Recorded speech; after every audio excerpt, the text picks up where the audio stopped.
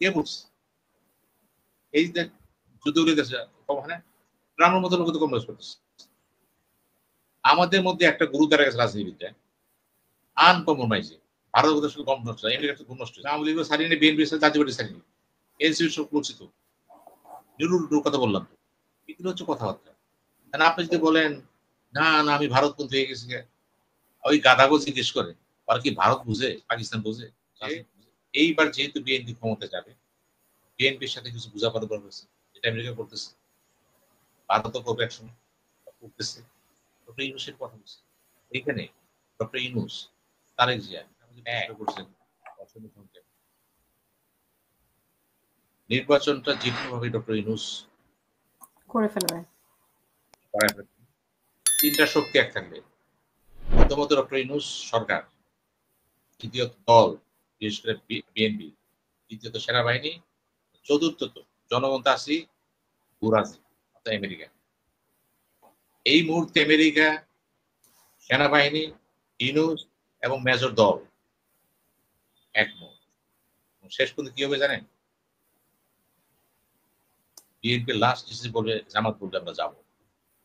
তার জামাত কিন্তু ধ্বংসে যাবে না, দেখতেছে যে আমার সম্ভাবনা বেশি, হারাবো না, এখন বলবে না, এটা তার কৌশল, পলিটিক্যাল কৌশল। জামাত নির্বাচন বর্জন করবে না, লিখে রাখেন। বিএনপির সাথে তার আলাপ হচ্ছে, তার আলাপ হচ্ছে না। জাতীয় পার্টি ব্যান করবে কি করবে না, এটাও কিন্তু বলছি আমি, এটাও ঘুরা। আমরা চাইলেও হবে না কিন্তু, যদি আমেরিকা ভারত, ভারত ফিরে আছে, ভারত নাই কোথায়? আপনার ইকোনমির আনার চেষ্টা করে ফেলেছিলেন, কিচ্ছু না। আপনার সফটওয়্যার মার্কেটের কাছে, সফটওয়্যার ভারতের আছে, বেশি দূরে যান কেন? আপনি ব্যবসা বাণিজ্য বাদ দেন কেন? আপনার মৌলিক বাণিজ্য সব তাড়াতে, সে কিন্তু তাকে ভয়ঙ্কর চিত্র দিতে, এটা আপনি বলেন না কখনো, এটার উপর অংশ করে পারলে। ভারত কিন্তু স্বেচ্ছায় মেডিকেল বিষয় বন্ধ করছে 30 লাখ, স্বেচ্ছায় সে বর্ডার বন্ধ করছে, স্বেচ্ছায় কিন্তু সে অনেক কিছু আমদানি রপ্তানি স্টপ করছে, একটা পথ খোলা আছে। এই যে একটা দেশ যে 14 বিলিয়ন ডলার ব্যবসা করতো, সে বন্ধ করে দিচ্ছে। ব্যবসা হচ্ছে কিন্তু ওই মাত্রায়, এটা এমনি দিচ্ছে আপনার সাথে কি এক কাপ চা খাওয়ার জন্য? তার রাজনীতি দক্ষিণ, তার রাজনীতি বড় উত্তর পূর্ব ভারত, কারণ আপনি তো দুদিকে স্যান্ডউইচ, এদিকেও ভারত এদিকেও ভারত, তার চিন্তা সে করবে, আপনার চিন্তা আপনি করেন। আমি বলছি যে সমস্ত নেতারা সবসময় চিন্তা করে যে জাতীয় স্বার্থে যেখানে কম্প্রোমাইজ করা করবো, যেমন করবো না, এই যে compromise for the sake of national, এটা তো রাজনীতি। আনকম্প্রোমাইজ, আনকম্প্রোমাইজ শব্দ নেই তো, কে বলছে? এই যে যুদ্ধ ওখানে ট্রাম্পের মতো লোক তো কম্প্রোমাইজ করতেছে। আমাদের মধ্যে একটা গুরু দাঁড়া গেছে রাজনীতিবিদ্যায়, আনকম্প্রোমাইজিং। ভারত শুধু কম নষ্ট হয়, আমেরিকা ঘুম নষ্ট হয়ে যায়, পাকিস্তানের ঘুম নষ্ট হয়ে যায়। আজকে আমি আপনাকে বলে দিই, শেষ করে দিই, আমি চাই পাকিস্তানের সাথে আমাদের সম্পর্কটা সুদৃঢ়। আমি চাই তাদের পররাষ্ট্র যে কথা বলে গেল, তার উত্তর আমাদের প্রশ্ন দিয়ে দিচ্ছে। এরপর আমি ফেসবুকে দেখতেছি মায়া কান্না, যে রাজনীতি বুঝি না, পাকিস্তানকে তার অবস্থান থেকে অনেক কিছু করছে। সিমলা চুক্তির কথা বলছে, ঠিক আছে, আমাদের নওয়াজ শরীফ বলে গেছে, তাও সব সত্য, কিন্তু আনুষ্ঠানিক কথা, আনুষ্ঠানিক শব্দ আছে। আপনি আমাকে খাওয়ার সময় বললেন, ওপেনলি আপনি বললেন ভিন্ন জিনিস, আপনি বইলা ফেলাইছেন, আবার আমার মন পরিষ্কার করতে। পাকিস্তান কিন্তু বাংলাদেশে পালছে, বুঝে নেই। এবং পাকিস্তানের জন্য আমার একটি মেসেজ কিন্তু সবসময়, আমি স্বাধীনতা যুদ্ধ চাইনি, কেউ চাইনি, মনে ছিল চাইনি। শেখ মুজিব বলেছিল এবারের সংগ্রাম মুখ স্বাধীনতা সংগ্রাম, তারপরেও কিন্তু 25 তারিখ পর্যন্ত সে আলোচনা চালাই গেছে, চাইনি। আপনি 26 তারিখ রাজারবাগ পুলিশ করলেন, আমাদেরকে ঘাড়ে ধরে ভারত পাঠাই দিন, আমরা গেছি, আমরা যাই, আপনি বাইরে করছেন আমাদের ওই টিকা খানি হামিদুর রহমান কমিশন সভা আছে, আপনি 150 জন 95 জন আর্মি অফিসারকে আমরা মাফ করে দিলাম, ক্ষমা করা হয়েছে। এত বড় বড় কথা বলবেন? আমাদের পররাষ্ট্রমন্ত্রীদের কাছে চিন্তা করতে হবে, পাকিস্তানের কথা বলে বুক ফাড়া করে মাথার কথা বলবে। You people who are responsible for the birth of Bangladesh, you আমাদেরকে বলো কি নমঃশূদ্র? হ্যাঁ, আমরা নমঃশূদ্র জাতি, তোমাদের লেখাটা আসে কেন, ইউক্রেনের লেখায়? এগুলো বলতে হবে তো আপনার। পাকিস্তানকে ভালোবাসি অর্থেই না লাথি মারবার বসে থাকবো, সে টর্চার করছে আমার, এগুলো জি। বলতে পারবো না। বলতে গেলে আপনি আমাকে বলবেন আমি আমি কি ভারতের দালাল? হ্যাঁ, ওই অকাল কুষ্মান্ড লোক যে কথাবার্তা বলে ফেসবুকে এখানে কিছু বলে ভারতের দালাল, কি ছিল ভারতের দালাল? এটা কই শিখছেন আপনার? আপনি দেশকে ভালোবাসেন, আমরা কথা বলি দেশের সাথে। এই যে আপনার সাথে কথা বললাম, আওয়ামী লীগও ছাড়িনি, বিএনপির সাথে জাতীয় পার্টি ছাড়িনি, এনসিপির সব পরিচিত, নিরুর কথা বললাম তো, এগুলো হচ্ছে কথাবার্তা। কারণ আপনি যদি বলেন না না আমি ভারতপন্থী হয়ে গেছি, ওই গাদাগো জিজ্ঞেস করে আর কি ভারত বুঝে, পাকিস্তান বুঝে, রাজনীতি বুঝে? না, কথা কিন্তু একটাই, আমি বাংলাদেশি, বাংলাদেশ স্বার্থ মূল স্বার্থ, এই স্বার্থের সাথে সম্পর্ক রেখে যদি কেউ আসে আমি বলবো আগে বলবো। সেটা ভারত হোক, পাকিস্তান হোক, নেপাল হোক, ভুটান হোক, সাফিসিয়েন্ট। পাকিস্তান যখন দেখি তার সিদ্ধান্ত অনুযায়ী, চক্রান্ত অনুযায়ী নতুন খেলা খেলতে চায়, আমি একমত হই না।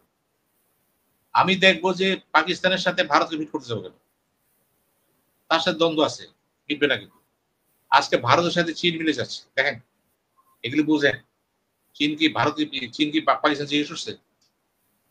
না, ওই সাংহাই কোঅপারেশন দেখেন, একটা সমঝোতা হচ্ছে তো, এশিয়ান পলিটিক্স ঘুরে যাচ্ছে। এই যে ঘুরে যাচ্ছে এগেনস্ট আমেরিকা, সামনে আরো অনেক কিছু ঘটবে, সময় লাগবে। আমেরিকা যে জি। পর্যায়ে আসে সময় লাগবে, কিন্তু প্রক্রিয়া শুরু হয়ে গেছে।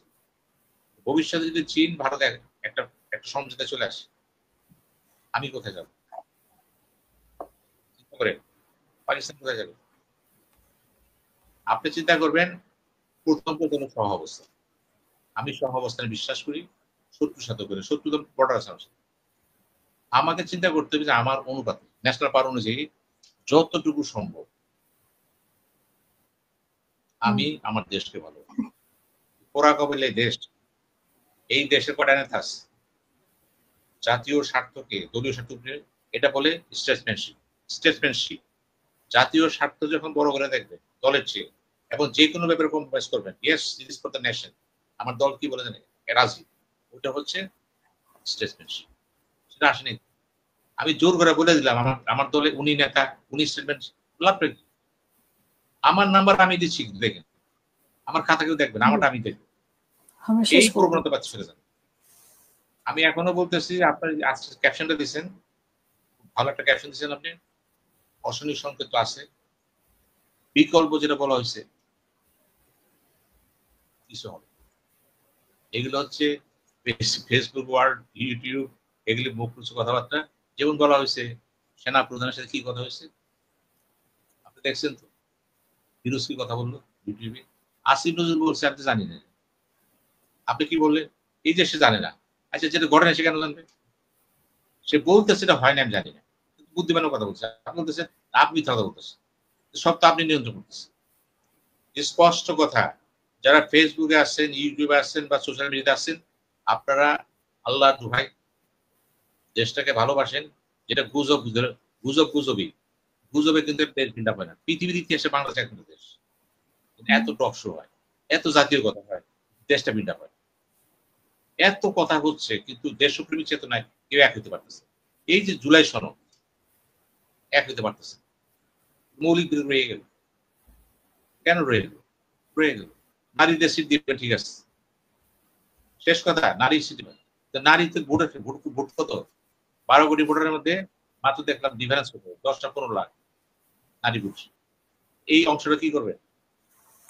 এখন হাসিনা কেন চক্র করে একমাত্র নারী, হায় হায় দেশ গেল, তাই হাসিনার মতন তারা 10 জন আছে, সমাজ তাকে গেছে একদম। এখানে পিছিয়ে থাকেন, আপনি আপনার নরম সমাজে কাজ করেন, বলার কি আছে? এই যে পুরুষ শাসিত সমাজে কত অনুভূতি আছে, এটাও কিন্তু সমস্যা। বিশেষ করে নির্বাচনে, নির্বাচনে 30% কে দিল, কথা বলতেছে না, পরে তারা কিন্তু ভুলে গেছে। এইগুলি বন্ধ করে। এবং আমি এখনো বিশ্বাস করি বিএনপি তার রাজনীতি ভুল করবে না। তিনি কি করবেন না করবেন অলরেডি ডিসিশন হয়ে গেছে তার, সে জানে কি করবে।